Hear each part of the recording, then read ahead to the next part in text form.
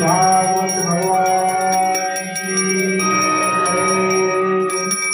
श्री गर्जी महाराज की जय, श्री सुखदेव जी महाराज की जय, श्री हनुमान जी महाराज की, श्री गौरी शंकर भगवान की जय, श्री सीताराम भगवान की जय।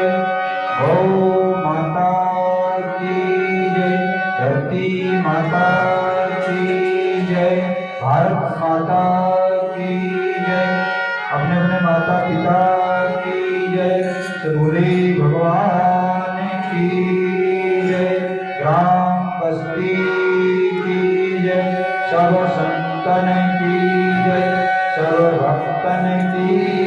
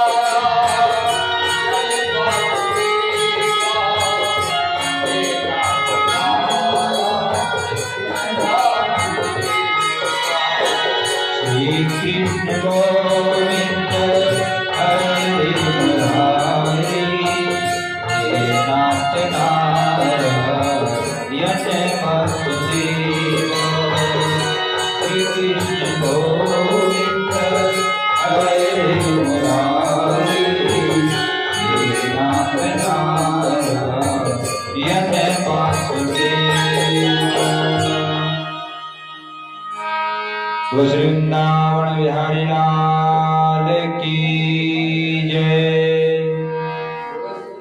श्री गणेशाय नमः।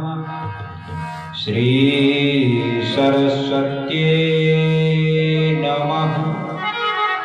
श्री कृष्णाय नमः। परम कृपालवे श्री सद्गुरु भगवते नमो नमः।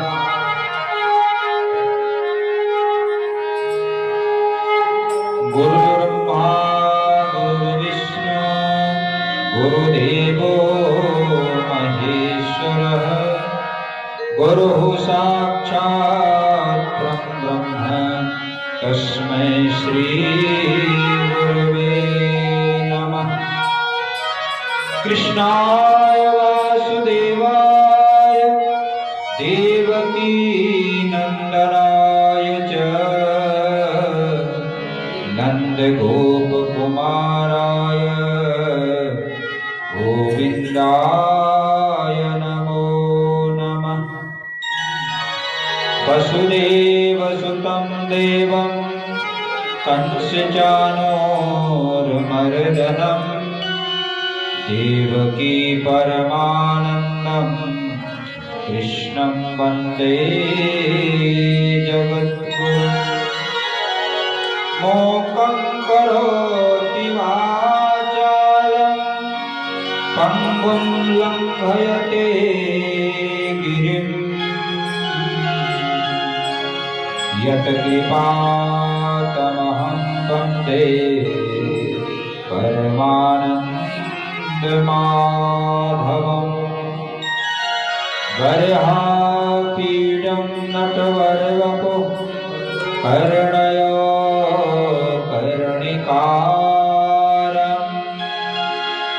बिभ्रदवासः कनककपिशं वैजयन्तीं च मालाम् रन्ध्रावीणोरधरसुधया पूरयन् गोपवृन्दे वृन्दारण्यं सपदरमणं प्राविशद्गीतकीर्तिं सच्चिदानन्दरूपाय विश्वोत्पत्त्यादिहेतवे तापत्रय विनाशाय श्रीकृष्णाय वयं नमः। वाञ्छाकल्पतरुभ्यश्च कृपा सिन्धुएव च पतितानां पावनेभ्यो वैष्णवेभ्यो नमो नमः। नारायणं नमस्कृत्य नरं चैव नरोत्तमं देवीं सरस्वतीं व्यासं ततो जयमुदीरये। अतुलितबलधामं हेमशैलावदेहं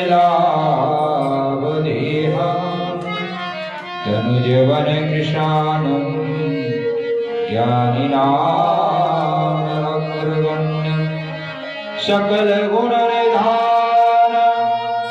वानराणामधीशं रघुपतिप्रियभक्तं वातजातं नमामि।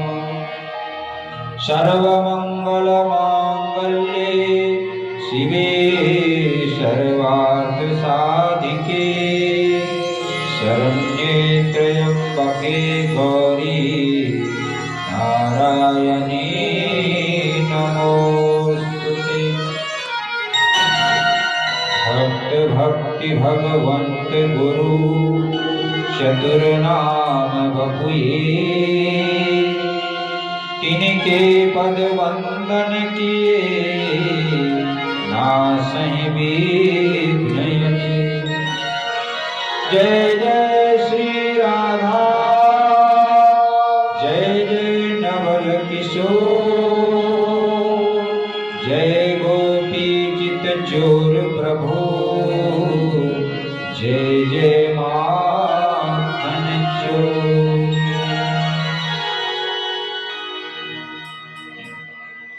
नटवर नागर नंदा भजोरे मन गोविंदा।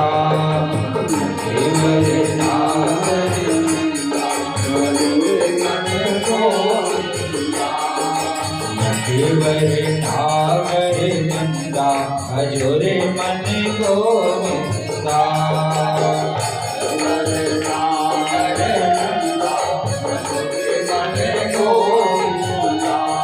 भजोरे मन गोविंदा भजोरे मन गोविंदा भजोरे मन गोविंदा गोविंदा। नटवर नागर नंदा भजोरे मन गोविंदा।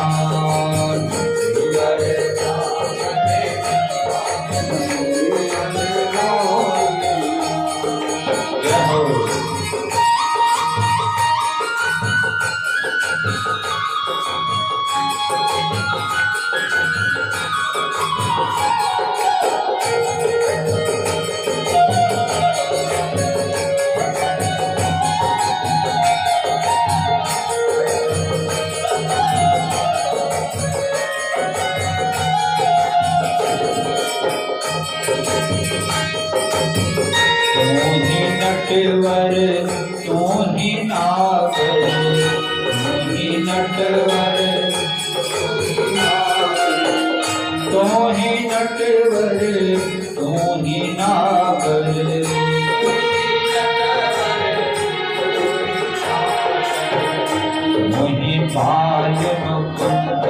भजोरे मन गोविंदा मोरे पाद मुकुंदा भजोरे मन गोविंदा देवर नागर नंदा भजोरे मन गोविंदा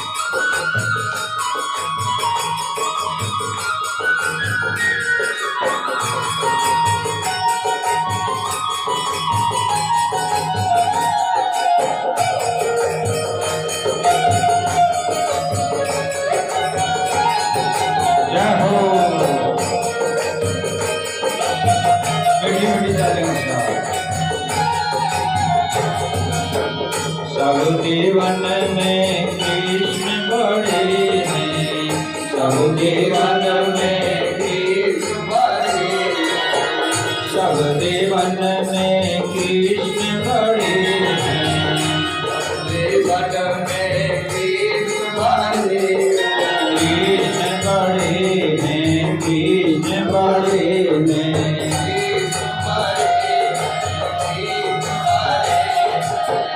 सब जीवन में कृष्ण बड़े हैं सब जीवन में कृष्ण बड़े हैं तारा बिच चंदा भजोरे मन गोविंदा तारा बिच चंदा भजोरे मन गोविंदा देवर नागर नंदा भजोरे मन गोविंदा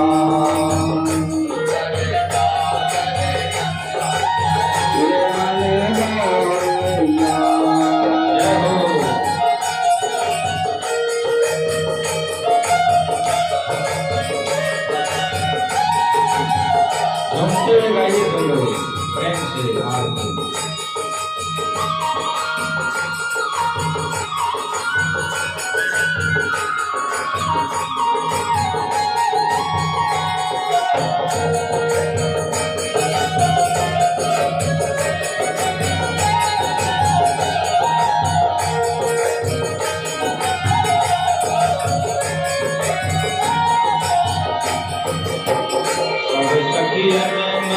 राधा जी बड़ी है सब सखियन में राधा जी बड़ी है सब सखियन में राधा जी बड़ी है सब सखियन में राधा जी बड़ी राधा जी बड़ी है राधा जी बड़ी है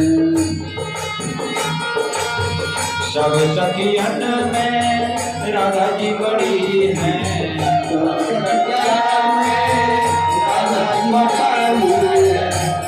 नदिया बिच गंगा भजोरे मन गोविंदा नदिया बिच गंगा भजोरे मन गोविंदा देवर नागर नंदा भजोरे मन गोविंदा देवर नागर नंदा भजोरे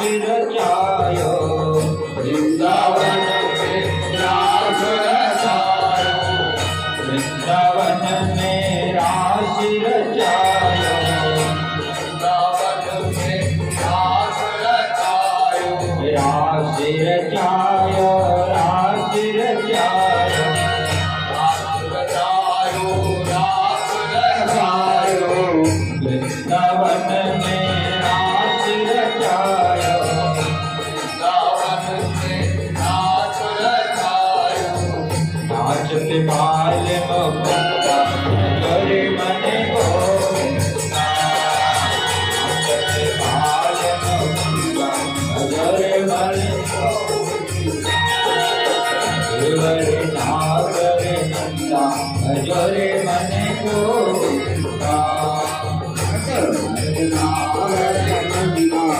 जोरे मन गोविंदा हरि बोल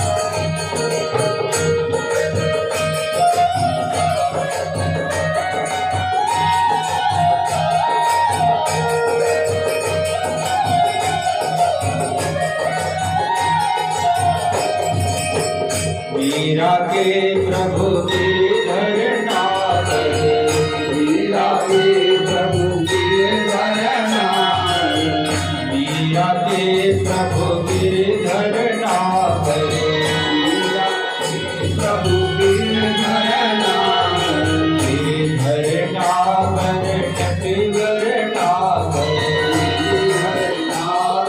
टटवरनाथ गिरधरनाथ टटवरनाथ गिरधरनाथ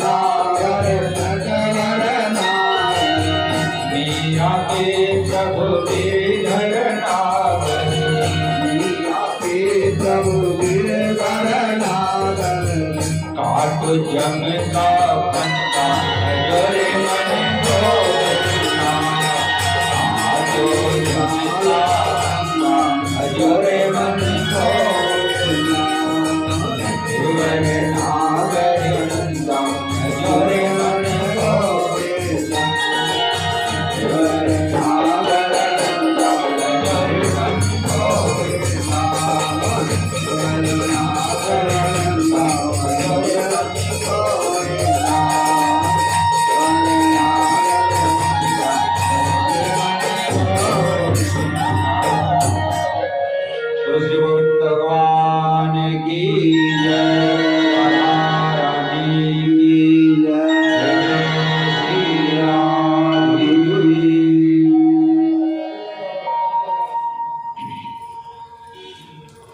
परम मंगलमय परम करुणामय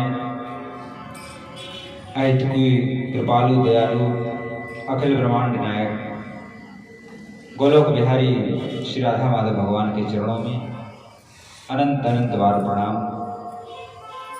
उनके स्वरूप भूत संत भगवान सदगुरुदेव भगवान के चरणों में बार बार नमन। भगवत स्वरूप भक्तजन भगवती स्वरूपा माता सबको राधे राधे।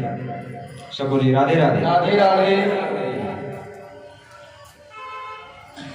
बड़े सौभाग्य से भागवत कथा श्रवण का सुअवसर जीव को प्राप्त होता है। ये भारत भूमि धन्य है जहां पर जन्म लेने के लिए देवता लोग भी तरसते हैं। क्यों तरसते हैं? इसी भूमि पर प्रभु का गुणगान प्रभु की भक्ति हो सकती है। अन्य जितने भी लोग हैं सब भोग वहां पर भगवत कथा गुणगान का सुअवसर प्राप्त नहीं होता। हम सभी लोग बड़े सौभाग्यशाली हैं जो भारत भूमि में जन्म लिए। भारत भूमि में जन्म लेकर भी संतों का संग प्राप्त होना, प्रभु का गुणगान प्राप्त होना, ये बड़ा कठिन। जिसको प्राप्त हो गया वो बड़े सौभाग्यशाली हैं। भगवान के उनके ऊपर अत्यंत कृपा है। भगवत कथा सबको अच्छी नहीं लगती। जो प्रेमी होते हैं, जिसको इस रस का चस्का लग गया है, जिसने कभी मिश्री नहीं खाई हो, उनको मिश्री के स्वाद का पता नहीं होता। लेकिन जिसने एक बार खा लिया उसको बड़ा मधुर रस का आस्वादन होता है। ऐसे ही प्रभु की कथा का जिसको चस्का लग गया वो छोड़ नहीं सकता, इससे अघा नहीं सकता। जो अघा गया उसने इसका रस जाना, रस विशेष जाना तिन नाया। ये रस ऐसा है जितना ही खाओ उतना ही भूख बढ़ती चली जाती, तब तो समझो कि चस्का लग गया। और सोचे अरे भागवत कथा तो सुन ही लिया एक बार, अब क्या बार बार सुनेंगे, तो समझो उनको चस्का नहीं लगा। तो चस्का कैसे लगेगा? भागवत कथा सुनने से ही चस्का लगेगा। जब आप बार बार सुनोगे तो नई नई जान पड़ेगा। कथा वही है, लेकिन जितनी बार आप सुनोगे उतनी बार आपको नवीन जान। भागवत है, श्री रामचरितमानस है, जितनी बार आप पढ़ो उसमें नए नए रहस्य, नए नए भाव प्रकट हो, नए नए आस्वादन प्रकट। ऐसा जो इनका पाठ करने वाले हैं उनका अनुभव। तो भगवान की कथा में रुचि क्यों नहीं होती? पूर्व जन्म के पाप से हरि चर्चा न सुहान, जैसे ज्वर के जोर से भूख विदा हो जाए। जैसे किसी को बुखार लग गया, ज्वर आ गया हो कई दिनों से, तो भूख विदा हो जाती, मुंह करण फीका, खाना पीना अच्छा नहीं लगता है, स्वाद बिगड़ जाता है। ऐसे जो हमारे पाप कर्म है वो भगवत कथा की ओर, संत मिलन की ओर, सत्संग की ओर नहीं बढ़ने। गृह कारज नाना जंजाला, अति दुर्गम शैल विशाला। जैसे कि हमको उस पार जाना है लेकिन बीच में पर्वत खड़ा है, ऐसे जो घर के काम धंधे हैं, माया का जो जाल है, ये पर्वत के समान। ये जीव को भगवत कथा की ओर नहीं जाना। पाम देहि मार्ग सोई, राम कृपा जा पर होई। इस मार्ग को ही पैर रखता है जिसमें प्रभु की कृपा। आज रामपुर ग्राम धन्य है जो यहाँ पर श्रीमद् भागवत कथा का आयोजन हो रहा है, और उसके जो आयोजन करता है वो भी धन्य है। देखिए, जो आयोजन करते हैं उनको सबसे ज्यादा पुण्य मिलता है। क्यों? उनके कारण से इतने हजारों लोगों को भागवत कथा श्रवण का सुअवसर मिला, तो सबके पुण्य का हिस्सा, अंश उनको मिलता है जो आयोजन करवाते हैं। वो सबसे बड़े सौभाग्यशाली होते हैं। तो श्रीमद् भागवत कथा का यहाँ पर सुंदर आयोजन हो रहा है। आज द्वितीय दिवस है। आइए हम लोग मंगलाचरण करके श्रीमद् भागवत कथा में प्रवेश करते हैं। जन्मादस्य यतोऽन्वयादितरतश्च चारुदेश विज्ञस्वरा, तेने ब्रह्म हृदयाय आदि कवये मोहयन्ति यत सूर्य, तेजो वारी मृदां यथा विनिमयो यत्र त्रिसर्गो तृषा, नाम्ना स्वर्णे सदा निरस्तकुहकं सत्यं परं धीमहि। भगवान कैसे हैं? सत्य स्वरूप।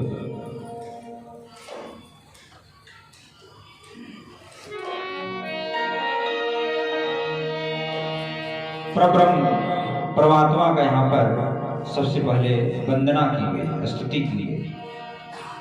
जो संसार की सृष्टि, पालन और संहार, जो चैतन्य है जड़ नहीं, जो परतंत्र नहीं है, स्वयं प्रकाश, सूर्य चंद्रमा से प्रकाशित नहीं होते, उनसे ही सूर्य चंद्रमा प्रकाशित होते हैं। जो समस्त संसार की रचना करने वाले हैं, पालन करने वाले हैं, संहार करने वाले, और उनसे ही ये सारा संसार चल रहा है। जो माया का कार्य कर रहे हैं लेकिन माया से रहित, माया से अतीत, ऐसे संत स्वरूप परमात्मा का हम ध्यान करते हैं। यहाँ पर देखिए किसी विशेष का नाम नहीं लिया, राम, कृष्ण, शिव, विष्णु, दुर्गा, किसी का भी नाम नहीं लिया, केवल सत्य स्वरूप परमात्मा का वंदना करते हैं। इसका क्या अर्थ है कि जितने भी स्वरूप हैं सब एक ही, एक ही ईश्वर के अनेक रूप, वही राम है, वही कृष्ण है, वही शिव है, वही दुर्गा है, वही सरस्वती है, वही काली है। समस्त देवी देवता उसी पर ब्रह्म के ही स्वरूप, इसमें भेद बुद्धि नहीं करनी।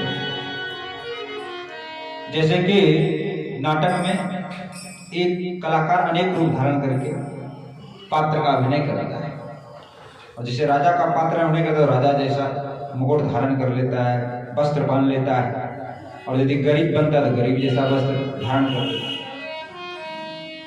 जैसे नट अनेक वेश धारण करके खेल करता है, ऐसे ही परमात्मा अनेक रूप धारण करके अनेक लीलाएं करते हैं। तो परमात्मा एक, इसलिए श्रीमद् भागवत शास्त्र जो है कोई संप्रदाय विशेष का ग्रंथ नहीं है, किसी एक मत का नहीं, ये सभी मत वालों के लिए मान्य है, क्योंकि इसमें भेद बुद्धि नहीं किया गया। इसमें राम जी का भी 24 अवतारों का वर्णन है, भगवान राम की कथा का भी वर्णन है, कृष्ण कथा का वर्णन है, शिव कथा का वर्णन है, समस्त अवतारों का वर्णन है। इसलिए श्रीमद् भागवत सत्य स्वरूप परमात्मा का ही आराधना कर बताते हैं। इसलिए सर्वमान्य, सभी संप्रदाय वाले, सभी वर्ग वाले, सभी के कल्याण के लिए, चाहे वो हिंदू हो, मुस्लिम हो, सिख हो, ईसाई हो, किसी भी वर्ण का हो, किसी भी जाति का हो, सबको श्रीमद् भागवत कल्याण का रास्ता बताते हैं, कल्याण स्वरूप है। तो परमात्मा श्री कृष्ण का ध्यान करने के लिए बता रहे हैं, स्तुति कर रहे हैं, क्योंकि प्रभु का ध्यान करने से ही मन शुद्ध होता है।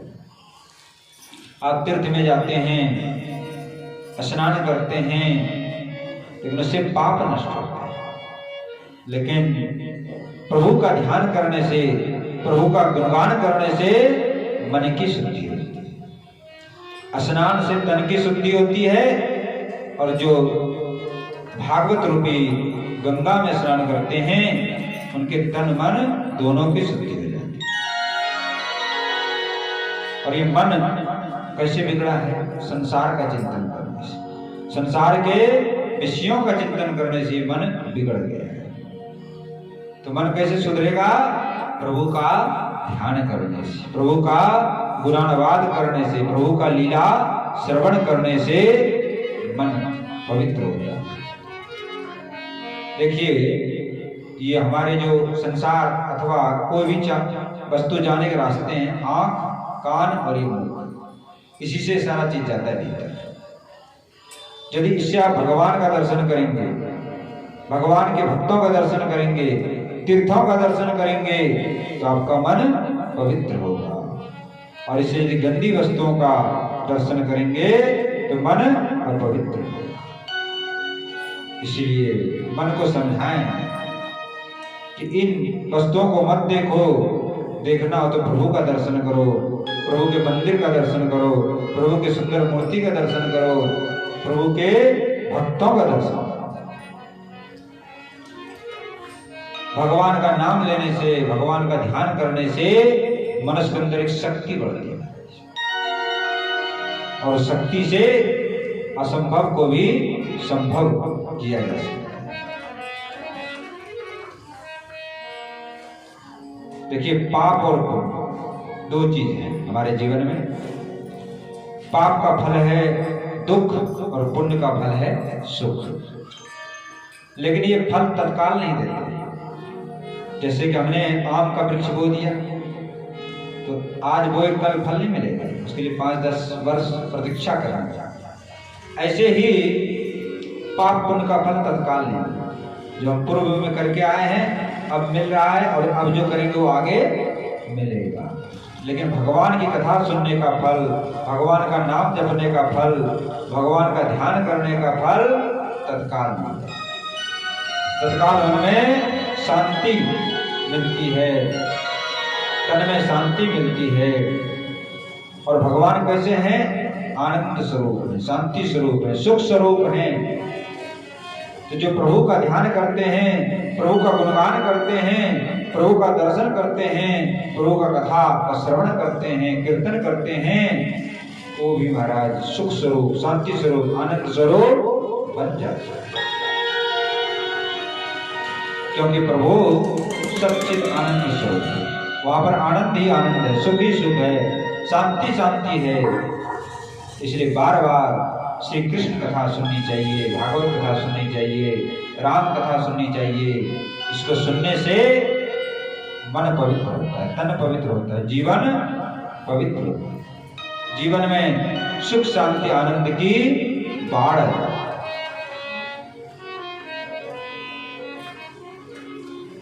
इसके बाद दूसरे श्लोक में जो भागवत के प्रवक्ता हैं श्री सुखदेव जी महाराज का वंदना करें। निगम कल्पतरोर्गलितं फलम् सुखमुखाद् कृतद्रव संयुतं पिबत भागवत रसमालयम् मुहुरहो रसिका भुवि भावुका। हे रस के मर्मज्ञों, श्रीमद् भागवत क्या है? पका हुआ था। और कैसा फल है? इसमें गुठली भी नहीं है, छिलका भी नहीं, केवल रस ही रस, रस स्वरूप। वेद पुराण क्या है? वृक्ष, और उसका फल है श्रीमद् भागवत। तो श्रीमद् भागवत कथा का बार बार रसपान करना चाहिए। और उस पर भी सुखदेव रूपी तोता के द्वारा आस्वादन किया। जैसे कि बताते हैं कि आम का फल है, यदि तोता उसमें चोंच मार दे तो ज्यादा ही मीठा हो जाता है, मधुर हो जाता है। ऐसे यहाँ पर सुखदेव स्वामी रूपी तोता ने इसमें अपना चोंच लगा दिया, इसलिए और भी अधिक मीठा होगा। मूर्तिमान रस है, केवल रस ही रस इसमें भरा है। इसलिए जब तक शरीर में प्राण है, जीवन है, तब तक बार बार इस भागवत कथा रूपी अमृत का पान करते रहो। और ये अमृत केवल इसी भारत भूमि पर, इसी धरती पर उपलब्ध है। स्वर्ग में अमृत मिलता नहीं, देवता लोग तरसते हैं लेकिन उनको मिलता नहीं। ऐसा सुंदर। और इस अमृत को पीने से क्या होगा पता है? उस अमृत को पी लोगे, स्वर्ग के अमृत को, तो नवजौवन प्राप्त होगा, विषय भोग करोगे। और फिर जब पुण्य नष्ट हो जाएगा फिर नीचे गिरा दिया, पशु पक्षी शुकर कुकर योनियों में डाल दिया जाएगा। लेकिन जो भागवत कथा रूपी अमृत है, तो जीवन मरण के बंधन से जीव को मुक्त कर देता है, पार कर देता है, उद्धार कर देता है। इसलिए भगवान की कथा का श्रवण करना चाहिए। और देखिए, कथा जो श्रवण नहीं करना चाहिए, कुछ अंश भीतर भी ले जाना चाहिए। एक मूर्तिकार आए, 2 मूर्ति बना के लाए राजा के पास। एक मूर्ति का दाम 1 रुपया और एक मूर्ति का दाम 1 लाख। राजा ने कहा, इसमें क्या विशेषता है? मूर्ति बिल्कुल रूप रेखा सारा एक जैसा है, इसका 1 रुपया, इसका 1 लाख, क्या विशेषता है इसमें, क्या अंतर है? एक धागा दिया, एक मूर्ति के कान में होकर धागा डाला तो दूसरे कान में से बाहर निकला, और दूसरे मूर्ति के कान में धागा डाला तो बाहर नहीं निकला, भीतर चला। बोले इसका क्या अर्थ हुआ? बोले जो लोग सुनते तो हैं लेकिन दूसरे कान से बाहर निकालता, उसका कोई महत्व नहीं, वो तो 1 रुपया। और जो श्रवण करते हैं और भीतर हृदय में धारण कर लेते हैं, ले जाते हैं, वो मूल्यवान, उसका मूल्य 1 लाख। ऐसी श्रोता जो सुनते हैं लेकिन यहां से गए गेट से, बोले भागवत जी सुने भैया यहीं रहे, बाहर तो फिर अपनी संसार में जाकर के संसारी चर्चा, संसारी वार्ता, संसारी कामों में जुट गए। केवल इस घेरे तक आए, चलो भागवत सुन लिया, अब सड़क पे जाते सब यहीं झाड़ के चले जाते। तो फिर उससे देखिए, भागवत कथा तो किसी भी प्रकार सुना जाए उससे लाभ है, लेकिन विशेष लाभ जब होगा जब उसका कुछ अंश भीतर हृदय में धारण होगा। तो कथा का सिद्धांत अपने जीवन में उतरना चाहिए। 2 तरह के ज्ञान है, एक शब्दात्मक ज्ञान, एक क्रियात्मक ज्ञान। शब्दात्मक ज्ञान क्या है? हमने आपसे खूब प्रवचन कर दिया लेकिन स्वयं उसको आचरण में नहीं करते। अब एक कथा है तो दृष्टांत। एक पंडित जी थे, कथा कर रहे थे, तो कथा में उन्होंने कहा कि द्वादशी को बैंगन का सब्जी नहीं खाना चाहिए। कथा करके पंडित जी आए, पंडितानी जी भी आई थी कथा सुनने, और पंडित जी ने घर में लाके बैंगन रखा था। पंडितानी जी कथा सुन के आई, एकादशी कथा हो द्वादशी को आई, पंडितानी जी सारा बैंगन बाहर डाल दिया। पंडित जी महाराज कथा करके आए, पंडितानी ने कहा सब्जी नहीं घर में, सब्जी नहीं, अरे कलम बैंगन ला के रखे थे, कहाँ गया? बोला आपने तो कथा में कहा था कि जो है द्वादशी को बैंगन का सब्जी नहीं खाना चाहिए, तो हमने बाहर फेंक। अरे वो तो कथा में कहने के लिए था कि यहाँ पर घर में ये बात नहीं, तो कथा में कहने से काम नहीं चलेगा, अपने जीवन में भी उतारना पड़ेगा, तब तो सही कथा कहना और सही कथा सुनने का फल है। और हम लोग ऐसे ही कर लेते हैं, तो चलो एक कथा में तो कहने सुनने की बात है, कहते रहते हैं पंडित जी, तो पता नहीं क्या क्या करेंगे, तो पंडित लोग काम ऐसा कर देते हैं। लेकिन नहीं, शब्दात्मक ज्ञान नहीं, क्रियात्मक ज्ञान। सब जानते हैं सत्य बोलना चाहिए, सत्य बोलना अच्छा काम, लेकिन लोग बोल नहीं पाते। मन को समझा देते, अरे बिना झूठ बोले काम कैसे चलेगा। पहले लोग कहते थे भैया झूठ मत बोलो, झूठ बोलो तो हानि होगी पुत्र की, स्त्री की, धन की, लेकिन अब कहते हैं बिना झूठ बोले काम ही नहीं चलेगा। तो ये मन की मान्यता है, ऐसा कुछ नहीं कि झूठे बोलने से काम चलेगा। ऐसा हो जाए और देखो सारा काम सत्य पे ही चलता है, विश्वास पे ही चलता है। यदि एक दूसरे विश्वास नहीं करेंगे, सारा संसार में जो काम धाम है ये सारा बंद हो जाएगा। तो सारा संसार सत्य के ही बल पे चल रहा है, विश्वास के ही बल पे चल रहा है। तो भागवत कथा को कुछ अंश अपने जीवन में भी उतारना चाहिए। आइए थोड़ा कीर्तन करते हैं। कृष्ण गोविंद गोविंद गोपाल नंद लाल, कृष्ण गोविंद गोविंद गोपाल नंद लाल, कृष्ण गोविंद गोविंद गोपाल नंद लाल, गोविंद गोविंद गोपाल नंद लाल, कृष्ण गोविंद गोविंद गोपाल नंद लाल, कृष्ण गोविंद गोविंद गोपाल नंद लाल, गोविंद गोविंद गोपाल नंद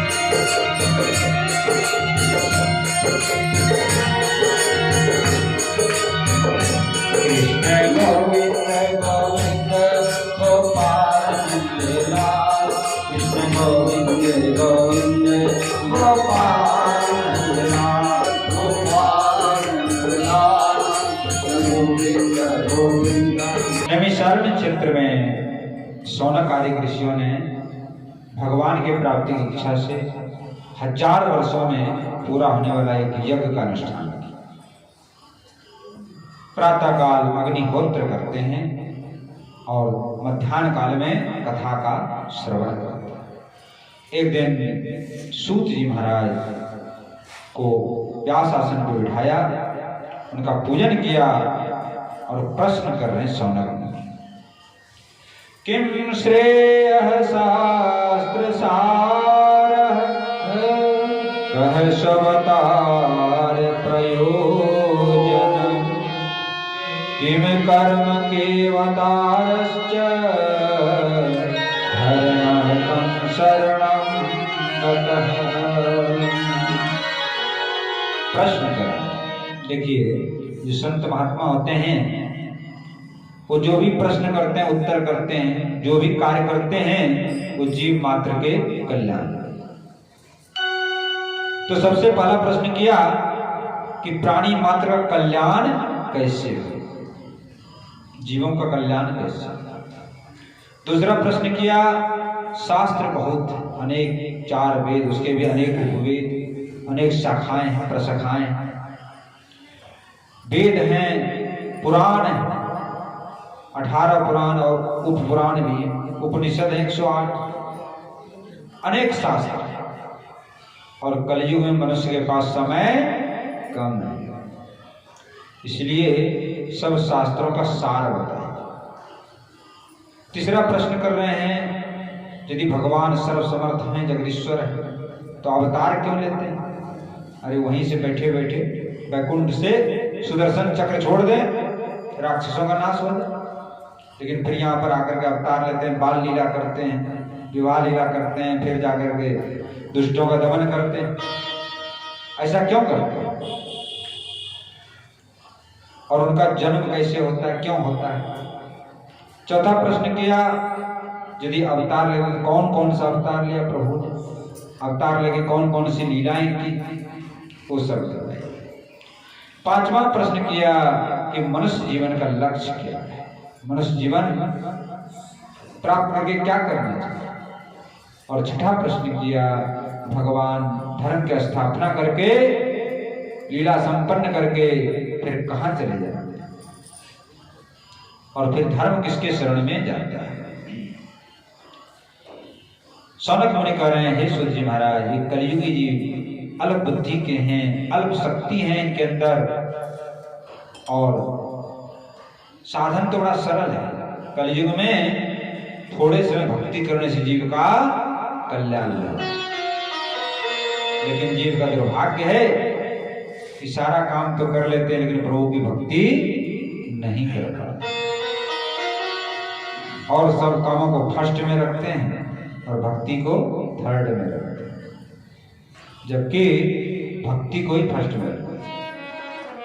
क्योंकि जो मनुष्य शरीर है प्रभु को पाने के लिए मिला है, इसका उद्देश्य लक्ष्य भगवत प्राप्ति, प्रभु की प्राप्ति।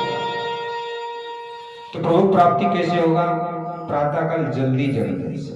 हम लोग आजकल क्या करते हैं, लड़के लोग, सभी लोगों का जैसा बन गया है, 12 बजे तक सोएंगे, फिर 8-9 बजे तक जगेंगे। जबकि प्रातः काल का जो समय है 4 बजे के बाद, उसको ब्रह्म लीला, ब्रह्म मुहूर्त बताया गया है, वो भक्ति करने का समय है।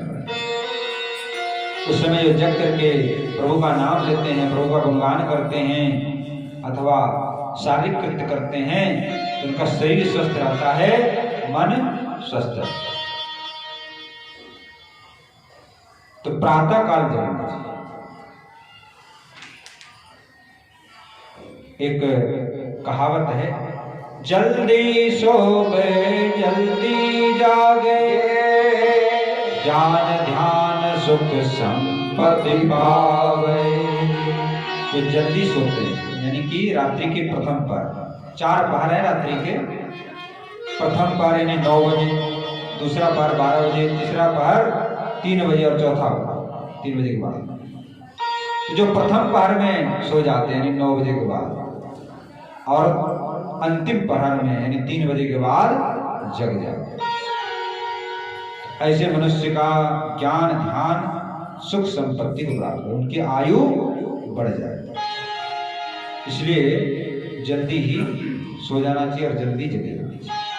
और यहाँ भी यहाँ तक कहा गया है कि प्रथम पहर के बाद जितना अधिक विलंब करके आप जगेंगे शरीर के लिए उतना ही हानिकारक है। 12 बजे तक जगेंगे हानिकारक, उससे ज्यादा जगेंगे तो और हानिकारक, क्योंकि प्रभु ने जो रात्रि बनाया है वो सोने के लिए बनाया, दिन कार्य करने के लिए और रात्रि सोने के लिए। लेकिन आजकल उल्टा करते हैं, दिन में सोते हैं और रात्रि में जगते हैं। और सूर्योदय के पश्चात तो सोना ही नहीं चाहिए, ऐसा नहीं। सूर्य भगवान का अपमान होता है। उस समय तक तो स्नान करके और सूर्य भगवान को अर्घ देना चाहिए, जलदान करना चाहिए। इससे आयु बढ़ती है, बुद्धि बढ़ता है, बल बढ़ता है। इस वक्त देखिए हमारी जो प्राचीन जो संस्कृति है उसमें जो भी क्रियाएं हैं सब अर्थ सहित है, जीवन में उपयोगी है। ऐसा मत समझ आजकल लोग कह रहे ये सब तो पुरानी अंधविश्वास है, ढकोर संख है, ऐसी बात है। हमारे शास्त्र में और संतों ने जितनी भी बात कही है वो सब जीवन से जुड़ा हुआ है। जीवन और शास्त्र दोनों हमारा एक दूसरे के पूरक है। हमारे जो शास्त्र हैं, संतों की वाणी है, वो जीवन से जुड़ा हुआ है और उसके अनुसार जो करेंगे उसके जीवन में सुख शांति आएगा। लेकिन हम लोगों ने क्या किया है, अपनी संस्कृति को, अपने शास्त्रों को छोड़ दिया, विदेशियों का नकल उतारने में लगे हुए। इसी का परिणाम शरीर रोगग्रस्त हो रहा है, समाज में अशांति फैल रही है, दुख फैल रहा है। जब तक अपनी संस्कृति को हम लोग नहीं अपनाएंगे तब तक सुख शांति प्राप्त नहीं। और हमारी जो भारतीय संस्कृति है ये सबसे उत्कृष्ट है। भारत जगत गुरु माना गया है, लेकिन हम लोगों का दुर्भाग्य है कि हम लोग विदेशियों का नकल करते हैं, उनकी शिक्षा का, उनकी संस्कृति का नकल करते हैं। हमें पुनः वापस लौटना पड़ेगा। तो प्रातः काल जगना चाहिए और भगवान का उस काल भजन भी करना चाहिए। प्रातः काल भजन करने से मन की शुद्धि, तन की शुद्धि, जीवन की शुद्धि होता है। जीवन में उत्साह आनंद भर जाता है, निराशा दूर हो जाती है। देखो प्रभु की भक्ति करने से उनकी शक्ति प्राप्त होती है और उस शक्ति से ये जीवन यात्रा सुगमता से आगे बढ़ता है।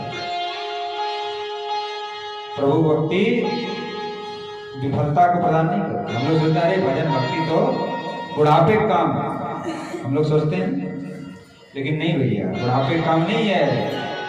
कौमार आचरे, प्रहलाद जी महाराज कहते हैं बचपन से भक्ति करना चाहिए। क्यों? कच्चा घड़ा होता है, कच्चा घड़ा, उसमें आप कुछ भी लिख दीजिए लिख जाएगा, और जब पक जाएगा तो फिर नहीं लिखा जा सकता। तो बाल्यावस्था में जैसा संस्कार बच्चे के ऊपर आप डाल देंगे वो जीवन भर रहेगा। इसलिए बच्चों को सत्संग में जरूर ले जाना। लोग डर जाते हैं कि सत्संग में जाएंगे, कथा सुनेंगे, कहीं बाबा जी ने बन गया, संत न बन गया। अरे संत बनने से बुरा क्या है? यदि संत बन ही जाए तो तुम्हारा हानि क्या कर दिया? कहा गया है कि परिवार में एक बालक अथवा बालिका यदि भगवान का भक्त बन जाए 71 पीढ़ियों का उद्धार कर। और सत्संग में ले जाओगे बच्चों को तो उनके अंदर उत्तम संस्कार पड़ेगा, उनका जीवन उज्जवल बनेगा, निर्मल बनेगा। और सत्संग में नहीं ले जाओगे तो कुसंग में जाकर के बीड़ी, सिगरेट, गुटखा, पान, शराब इनका सेवन करेगा।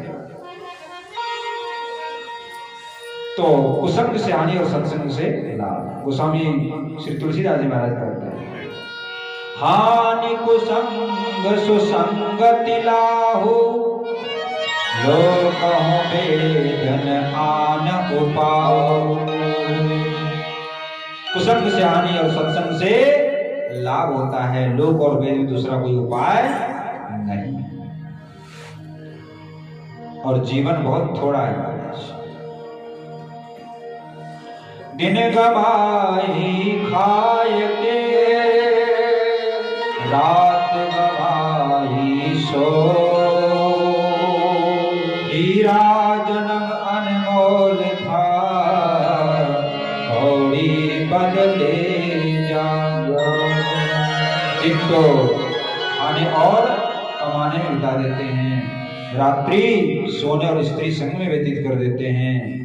इस तरह से उम्र को यूं ही खो देते हैं। तो ये जीवन मिला है प्रभु की प्राप्ति। इसका अर्थ क्या है? फिर सब घर द्वार छोड़ के चलो वृंदावन? अरे नहीं भैया, हमारे शास्त्रों में विधान है, जो जहां पर है, जिस स्थिति में है, वहीं उसका कल्याण हो सकता है। कोई अध्यापक है तो ठीक ढंग से विद्यार्थियों को पढ़ावे, उसी उसका कल्याण। किसान खेती करे लेकिन साथ में भगवान का भजन भी करे, दुकानदार दुकान करे और दुकानदारी करते हुए भी प्रभु का भजन करे तो उसका कल्याण हो जाता है। कर्म को पूजा बताया गया, लेकिन कर्म पूजा कब होगा? जब भगवान से उसका संपर्क हो। खाली कर्म करते रहो तो पूजा नहीं माना जाएगा, उसका संपर्क भगवान से होना चाहिए, कर्म का समर्पण भगवान को होना चाहिए। भगवान श्री गीता जी में कहते हैं, कर्मण्येवाधिकारस्तु मा फलेषु कदाचन। हे जीवो, तुम्हारा कर्म करने में अधिकार है, लेकिन फल देने वाला मैं।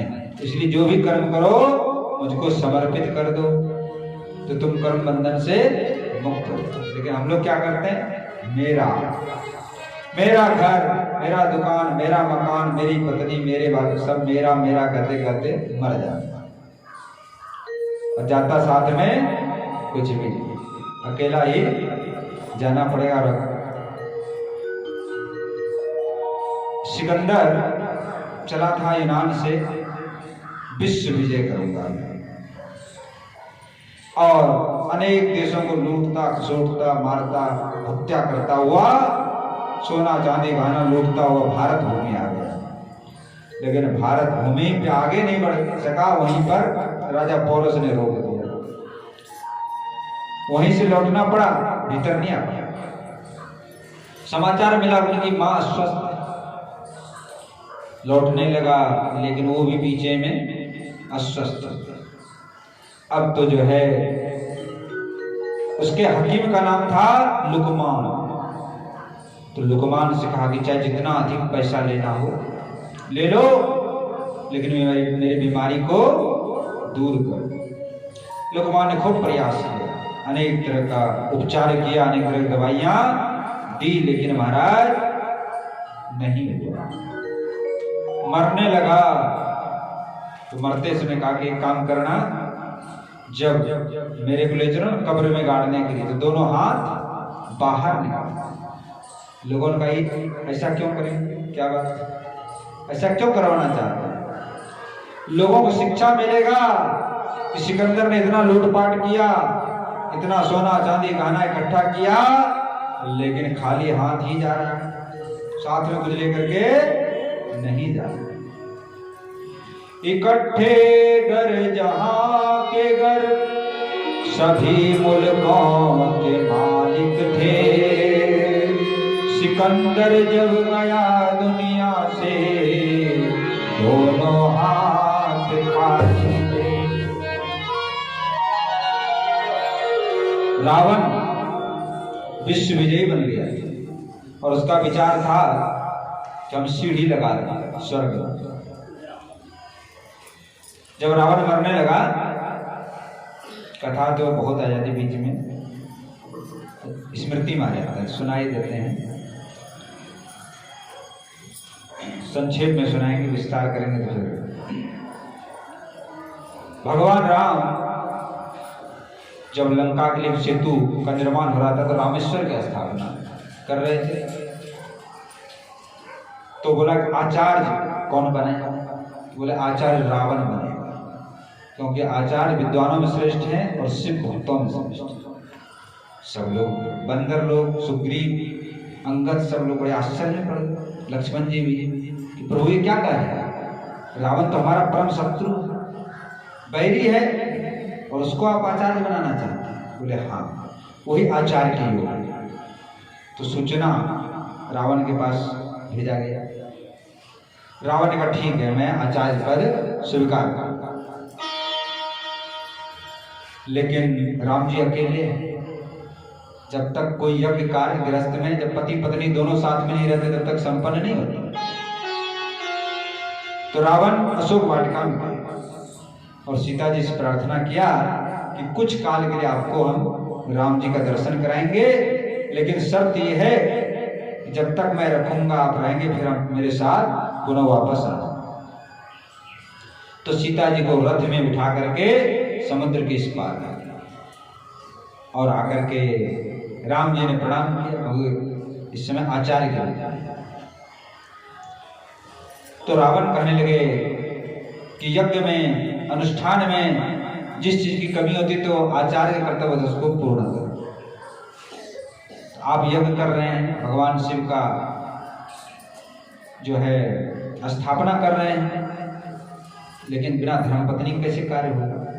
तो रामचंद्र चुप रह गए। तो रावण बोला आप चिंता न करें, मैं सीता जी को साथ लेके आया हूं, आपके वाम भाग में बैठेगी और ये कार्य संपन्न होगा, उसके बाद मैं लेकर गया।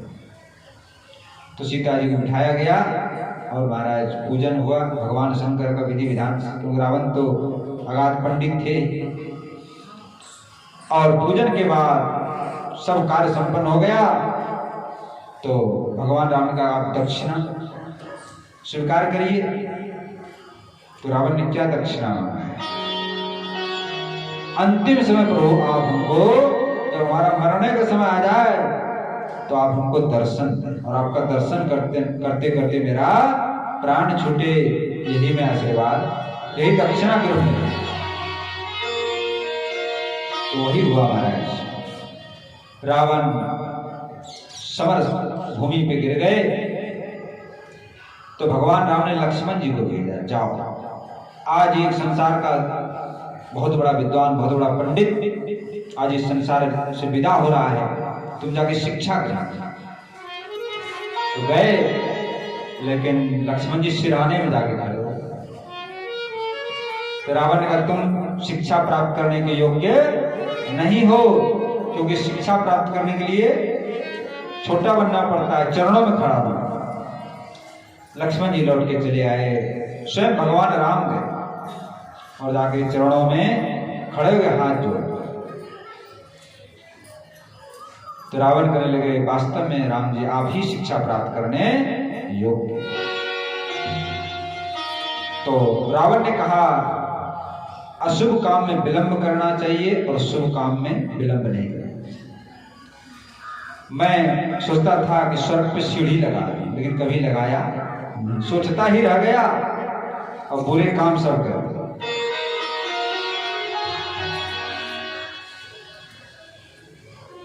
तो भगवान राम ने उनको अंतिम समय में दर्शन दिया। तो कहने का अर्थ यह है, लेकिन रावण ज्ञानी था, पंडित था, विद्वान था, लेकिन उसका आचरण राक्षसों जैसा। इसलिए वो राक्षस का। तो भले आप ज्ञानी हो, बहुत अच्छा है, लेकिन यदि आचरण आपका उत्तम नहीं है तो काम ना होगा। आचरण से ही मनुष्य देवता बन जाता है और आचरण से ही राक्षस बनता है। आइए कथा में प्रवेश करेंगे।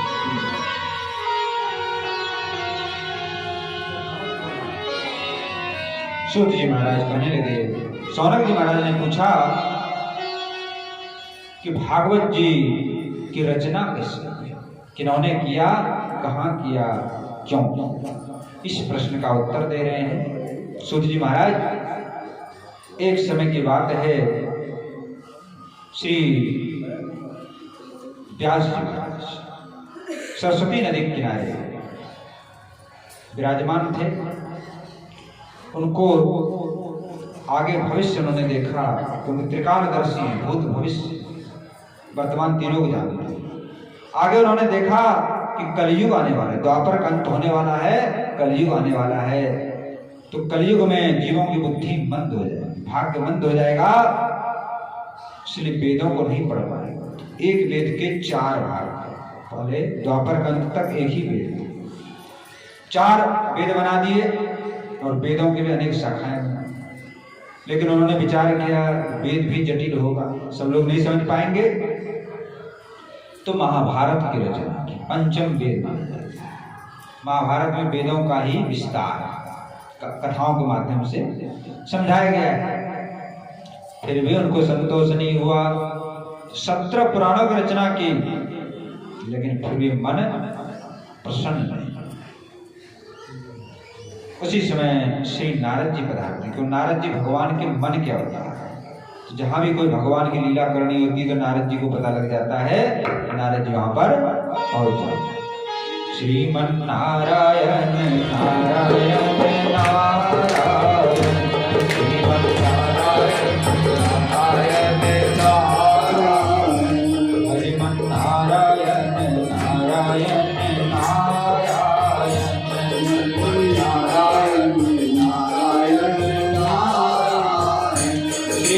नारायण नारायण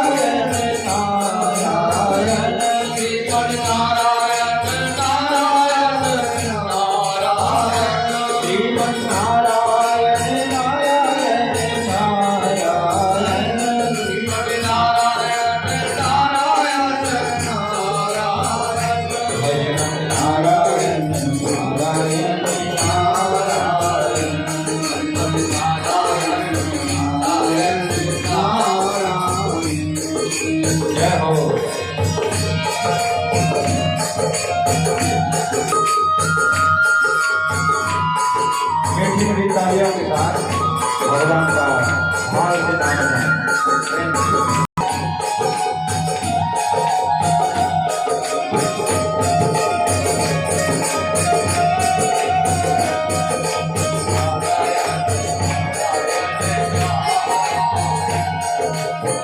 जो नारायण नाम जपत है, जो नारायण नाम जपत है, जो नारायण नाम जपत है, जो नारायण नाम जपत है, जय भव श्री पारायण हरि हरि, जय भव श्री पारायण नारायण नारायण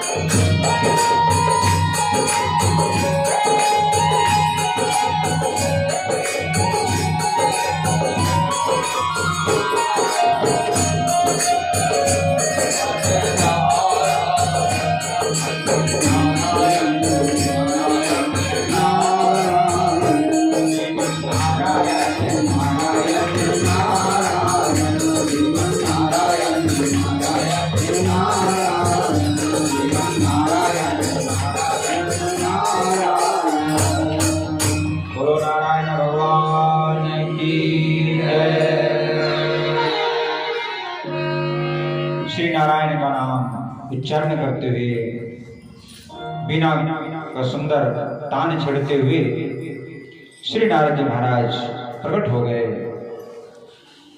श्री वेदव्यास जी महाराज ने उनका विधिवत पूजन किया, सत्कार किया, प्रणाम किया, बैठने के सुंदर आसन।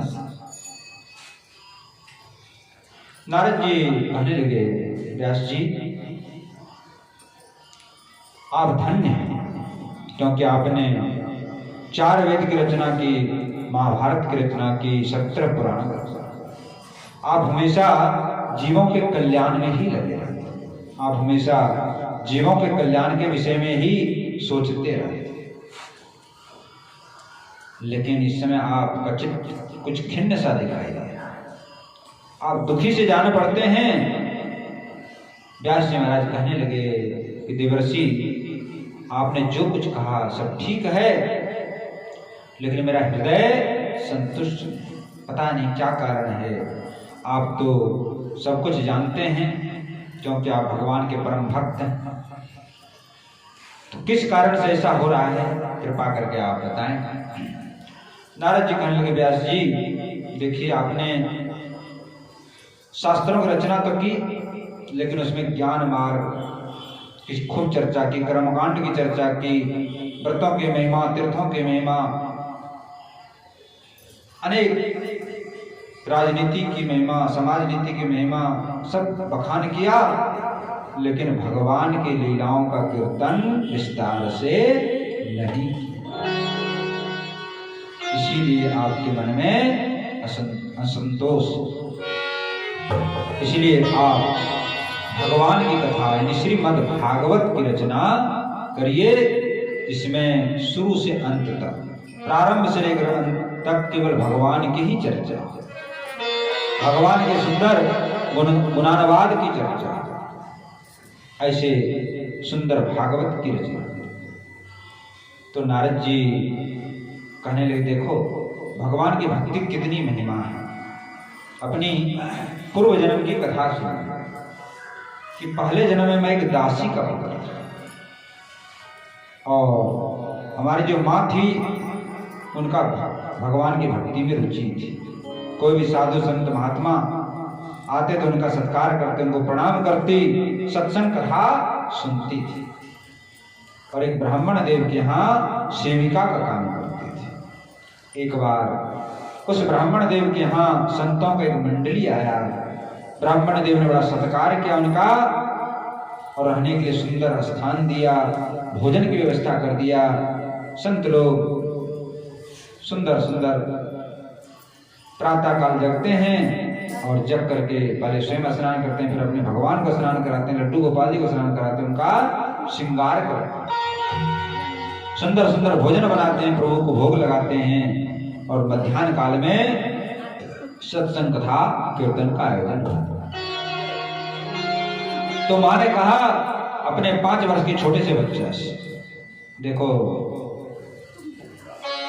प्रथम गुरु कौन है? माँ ही बच्चे का प्रथम गुरु। माँ जैसा चाहे बच्चा वैसा बन जाए, बनाने वाली माँ है, प्रथम गुरु है माँ। तो माँ का दायित्व बनता है कि बच्चों के जीवन में उत्तम संस्कार। तो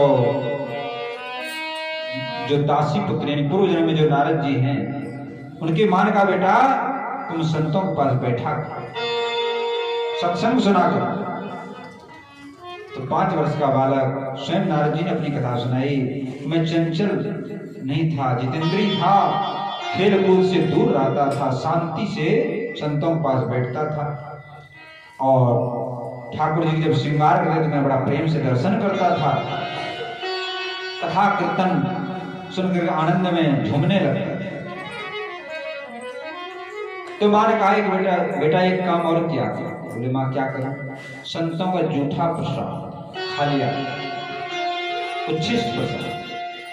देखो संतों का जो जूठा नहीं माना, इसको महाप्रसाद, भगवान का जो उदय प्रसाद है, और संत जो खाते हैं उसको महाप्रसाद। यहाँ नहीं जानते लोग, हमारे वृंदावन में, अयोध्या में जब संतों का भंडारा होता है बड़ा बड़ा, तो सभी संतों का जूठा प्रसाद रखा जाता है, चरणामृत लिया जाता है और उसको बड़े बड़े संत लोग प्रेम से उसको प्रसाद रूप में लेते हैं। संतों को प्रसाद लेने से क्या लाभ होता है? संत लोग भजन करते हैं, उनके हृदय में भगवान विराजते हैं, तो उसको लेने से पाप ताप संताप नष्ट हो जाता है, दूर हो जाता है और भगवत भक्ति हृदय में आ जाती है, तो परमाणु अपने अंदर आ जाता है। तो संतों का प्रसाद लेने लगे। ऐसा करने से क्या हुआ कि उस बालक का जो पाप था वो सब धुल गया, मन का मैल धुल गया और भगवान की कथा में रुचि होगी, संतों की सेवा में रुचि होगी। जब संतों की सेवा में रुचि होगी, पास में गौशाला भी था, तो संत लोग भी गाय की सेवा करते और ये बालक भी गाय की सेवा करते। संत लोग बड़े प्रसन्न हो गए इस बालक की रुचि देख करके और एक मंत्र बता दिया, बेटा इस मंत्र को जप, हरे रामा राम राम हरे हरे, हरे कृष्णा कृष्णा कृष्णा हरे हरे, हरे राम। सब बोलिए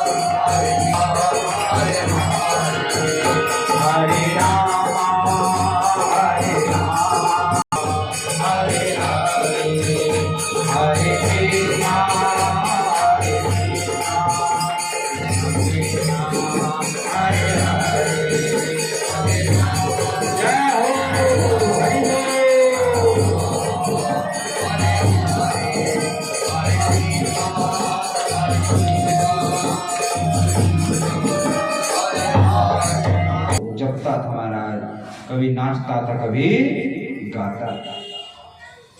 इस तरह संतों का संग करने से, भजन पूजा पाठ करने से पाप धुल गए, भगवान की कथा कीर्तन में रुचि हुई और बुद्धि भगवान में स्थिर हुई।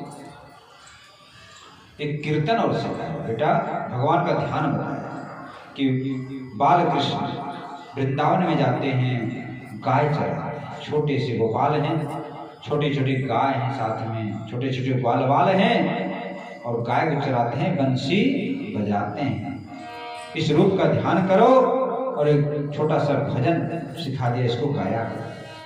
छोटी छोटी गैया छोटे छोटे ग्वाल, छोटी छोटी गैया छोटे छोटे ग्वाल, छोटी छोटी गैया छोटे छोटे ग्वाल, छोटी गैया छोटे छोटे ग्वाल, छोटा सा मेरा मदन गोपाल, छोटा सा मेरा मदन गोपाल, छोटी गैया छोटे छोटे ग्वाल, छोटी गैया छोटे ग्वाल, छोटा सा मेरा मदन गोपाल। जय हो।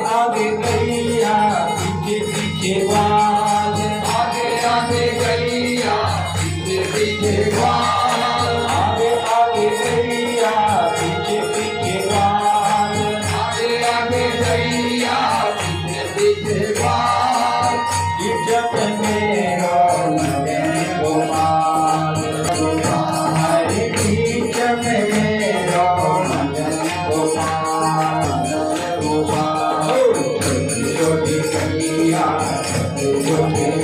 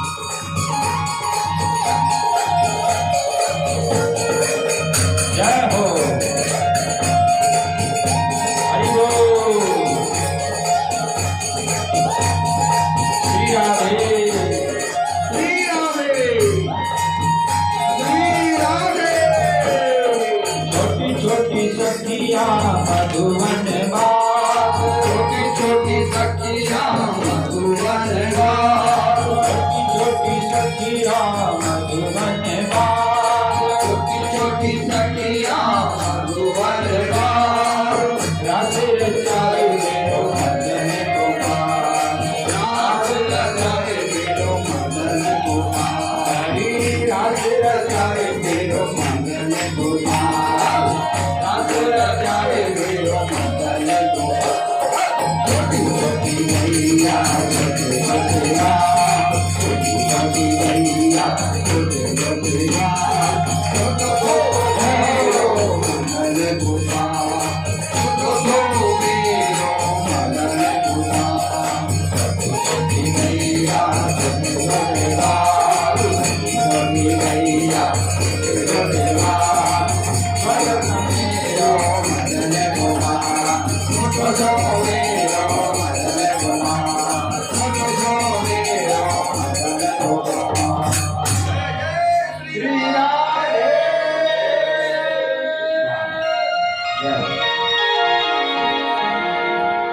सुंदर संकीर्तन गा गा करके वो बालक कभी नाचता है, कभी गाता है, कभी रोता है, कभी हंसता है। देखो, लोग कहते हैं कि जो भगत लोग हैं ना, ये दीवाने पागल हैं। अरे भैया, ये दीवाने पागल नहीं है, पागल तो तुम संसार के लोग जो माया में फंसे हुए हो, जो सुंदर पकवान मिष्ठान को छोड़ करके और विष्ठा को खा। ये संसार का जो विषय है, ये विष्ठा के समय, सुंदर अमृत को छोड़ करके विष्ठा को खा। तो पागल तो संसारी लोग हैं, ये संत भक्त पागल नहीं। ये तो प्रभु के नाम रूप लीला धाम में डूबे रहते हैं, उनमें उन्मत्त रहते हैं। 4 महीना बीत गया, चातुर्मास किया संतों ने वहां पर, प्रसाद के 4 महीने बीत गए।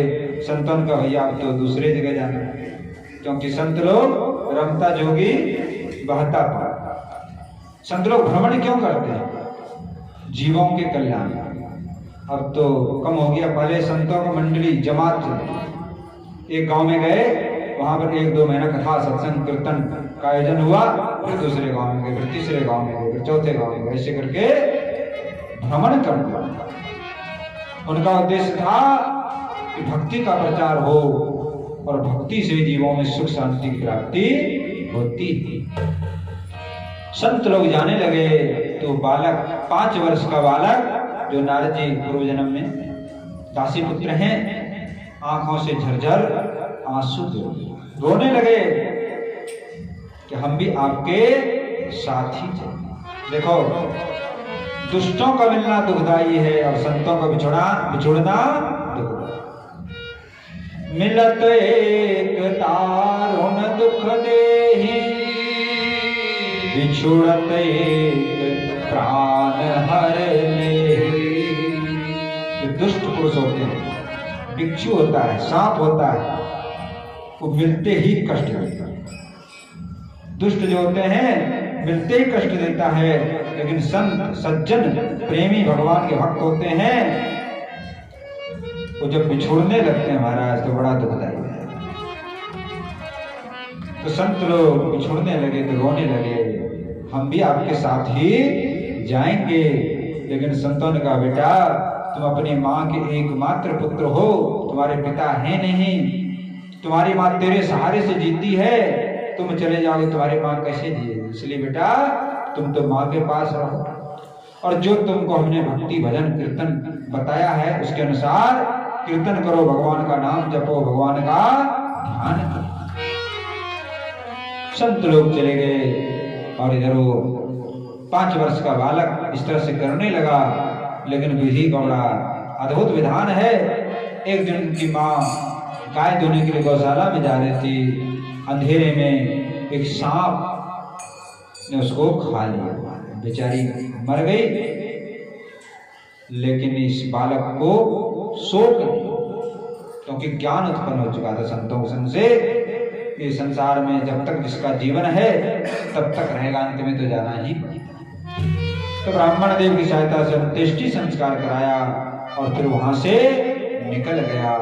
अनेक जंगल, नदी, नाला, नगर सबको पार करते हुए एक बीहड़ जंगल में नदी के किनारे जाकर के स्नान किया और एक पीपल के वृक्ष के नीचे बैठ करके भगवान का ध्यान करने सहसा प्रभु प्रकट हो गए। मुरली मनोहर बांके बिहारी ने दर्शन दिया।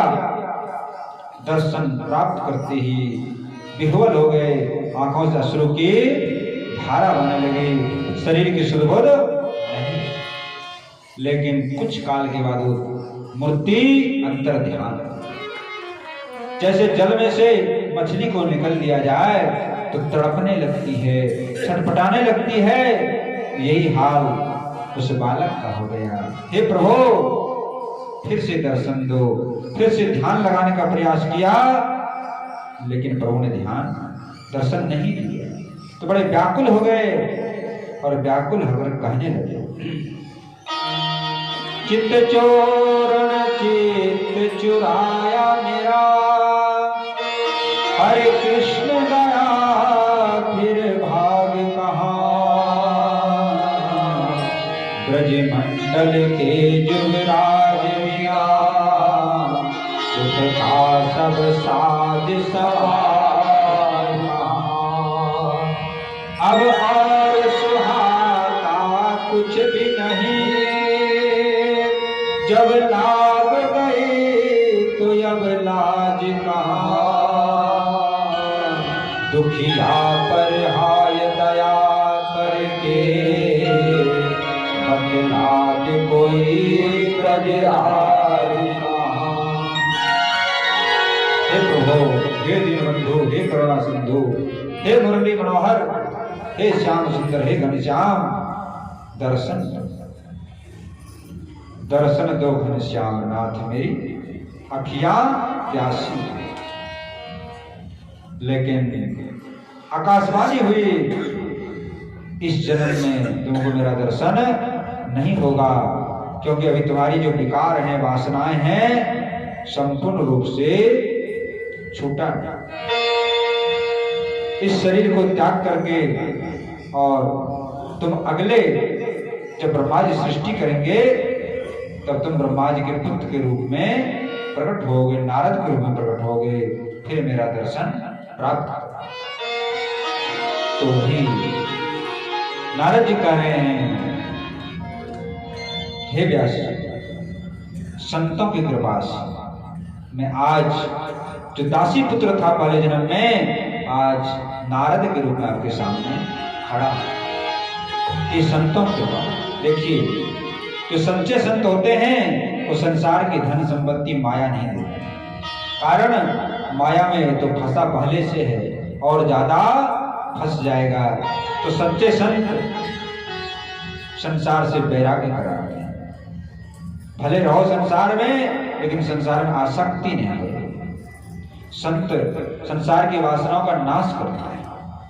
तो संतों ने, गुरुदेव ने ऐसी कृपा की कि मुझ में भक्ति का रंग लगा और मैं भक्ति करने लगा, मुझको भगवान का दर्शन हुआ और वही आज आपके सामने देव ऋषि नारद के रूप में खड़ा। तो जो गुरुदेव भगवान होते हैं, सच्चे सदगुरु होते हैं, संत होते हैं, वो जीव को भक्ति का रंग लगा, संसार का रंग नहीं लगा। नारद जी कहने लगे, व्यास जी, मैं अपने जीवन का अनुभव सुना रहा हूं कि भगवान की लीला का कीर्तन करने से जीव सहज रूप से संसार सागर से पार हो जाता है। इसलिए आप जीवों के शोक, मोह, कष्ट, व्यथा, विपत्ति को हरने वाली श्रीमद् भागवत शास्त्र की रचना। और नारद जी महाराज बीना पर हरि गुणगान करते हुए विचरण करने लगे। हम लोगों को भी चाहिए कि प्रभु का नाम हम लोग भी गुणान्वान करें।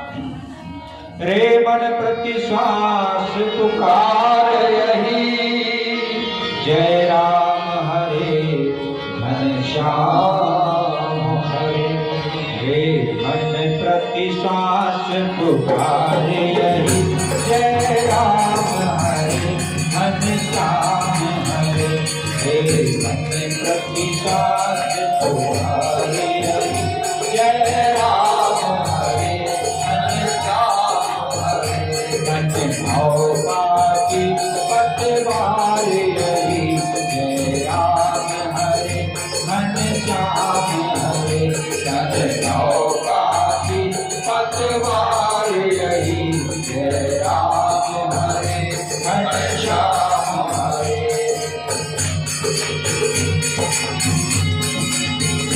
जय हो।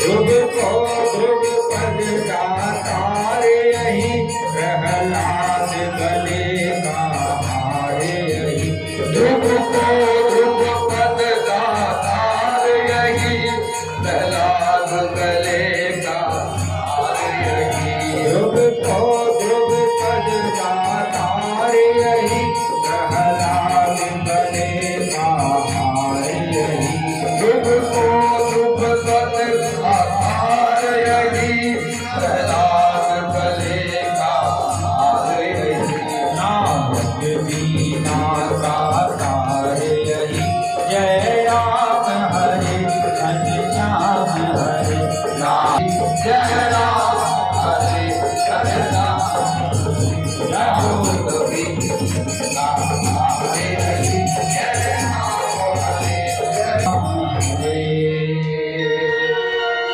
ये जो भगवान का नाम है, भगवान का जो गुणानुवाद है, यही जीव का उद्धार करना है। ध्रुव जी को, प्रहलाद जी को, मीराबाई को, तुलसीदास जी सबको भगवान के नाम में ही पार किया।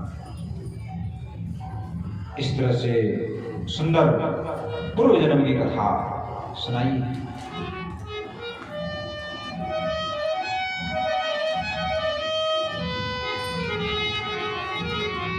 भगवान के गुणानुवाद से ही जीव का कल्याण होता है। आदि शंकराचार्य जी कह रहे हैं, यद्यपि लोके मरणं शरणं तद्यपि न मुञ्चति पापाचरणं भज गोविन्दं भज गोविन्दं गोविन्दं भज मूढ़मते। सबसे बड़ा आश्चर्य क्या है? किम आश्चर्य? सबसे बड़ा आश्चर्य है कि मनुष्य प्रतिदिन मरना और मरना निश्चित है। जो भी आया है उसको जाना जरूर पड़ेगा, लेकिन फिर भी पाप कर्म को नहीं छोड़ेगा। यही सबसे बड़ा आश्चर्य। और देखो, जो आया उसको जाना ही पड़ेगा, लेकिन एक के लिए जो पुण्यात्मा जीव होता है, भगवान के भक्त होते हैं, उनके लिए तो प्रभु का विमान आता है, और पापी जीवों के लिए जमदूत आता है और उसको पकड़ करके ले जाता है। आया है सो जाएगा राजा रंग फकीर, एक सिंहासन चढ़ चले एक बधाई जी। तो मरना सबको, इसलिए मृत्यु का स्मरण करना। मरने के समय बड़ा कष्ट होता है। जैसे एक बिच्छू काट ले तो कितना दर्द होता है, लेकिन उस समय ऐसा हजारों बिच्छुओं के काटने जैसा दर्द होता है। इसीलिए और जन्म के समय बड़ा कष्ट होता है। इसलिए कहा गया है, इस पे विचार करें बार बार कि मरना तो पड़ेगा, फिर क्या करें कि भगवान का नाम लें, गुणगान करें। पुनरपि मरणं पुनरपि जन्म पुनरपि जननी जठरे पुनरपि जन्म पुनरपि मरणं पुनरपि जननी जठरे पुनरपि जन्मं पुनरपि मरणं पुनरपि जननी जठरे हरि गोविंदा हरि गोविंदा गोविंदं हरि गोविंदा हरि गोविंदा गोविंदं हरि गोविंदा।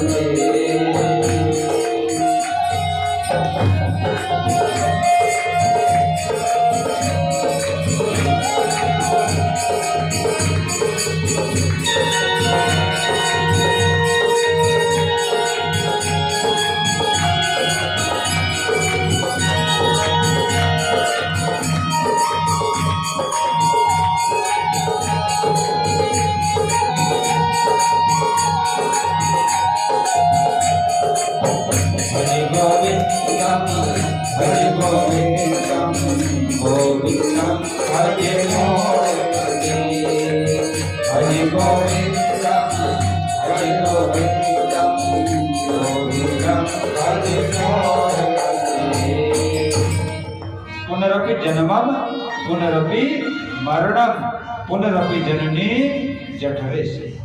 बार बार ये जीव जो है जन्म लेता है, मरता है और माता के गर्भ में निवास है। तो कैसे छूटेगा? भगवान गोविंद का भजन करने से।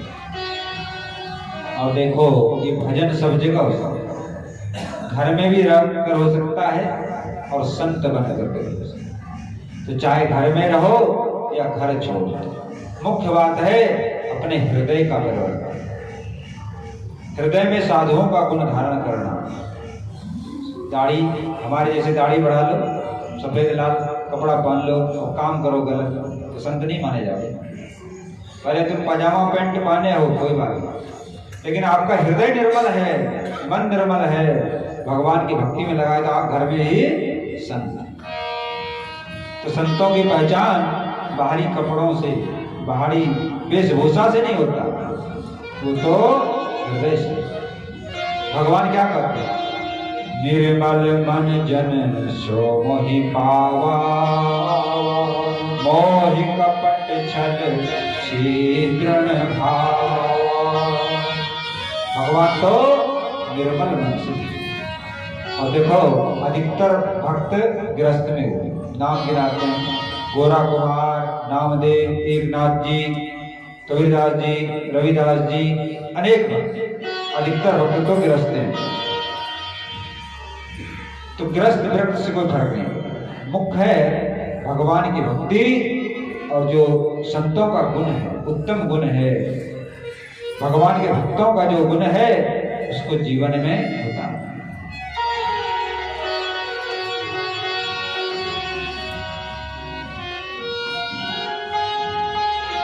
भागवत जी की रचना श्री व्यास जी महाराज ने की, लेकिन पढ़ाई किसको जाए? इसके उत्तम अधिकारी हैं श्री सुखदेव जी। तो सुखदेव जी की जन्म की कथा आप लोग श्रवण करें।